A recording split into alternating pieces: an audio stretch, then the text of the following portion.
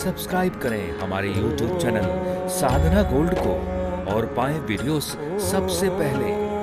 Bell icon दबाना ना भूलें।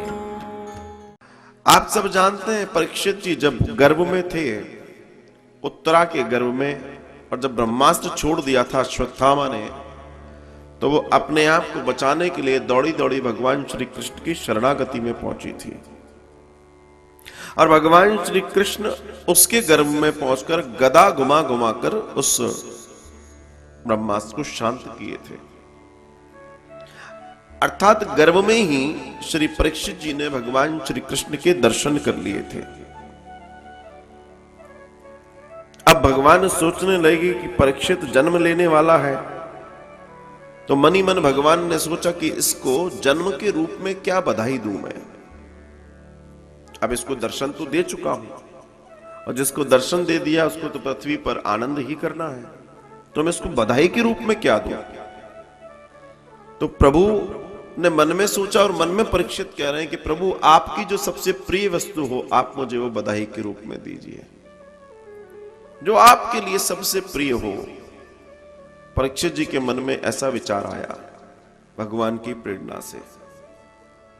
तब भगवान आनंद से भर गए।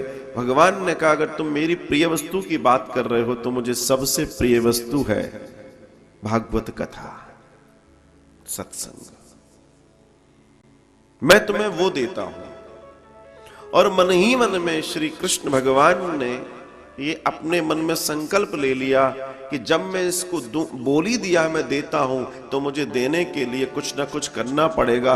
तब भगवान श्री कृष्ण स्वयं सुखदेव जी के रूप में प्रकट हुए हैं देने के लिए, और श्री परीक्षित जी को भागवत कथा का सुमधुर दान दिया है।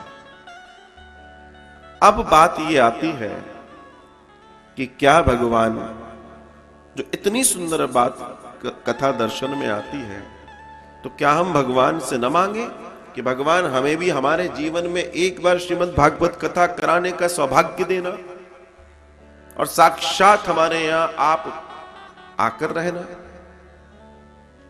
धर्मशास्त्र भागवत जी में दर्शन आता है कि भगवान कह रहे हैं कि जिस व्यक्ति के घर में एक बार भी कथा हो जाती है, उस व्यक्ति के यहां मैं कल्प कोटि तक वास करता हूं, कल्प कोटि तक।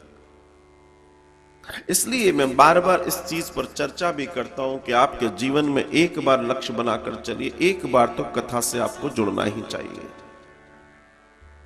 और अगर आप एक बार जीवन में कथा में पूरे भाव से जुड़ेंगे तो आप मान के चलिएगा परिणाम आपके सामने हाथ जोड़कर खड़ा होगा।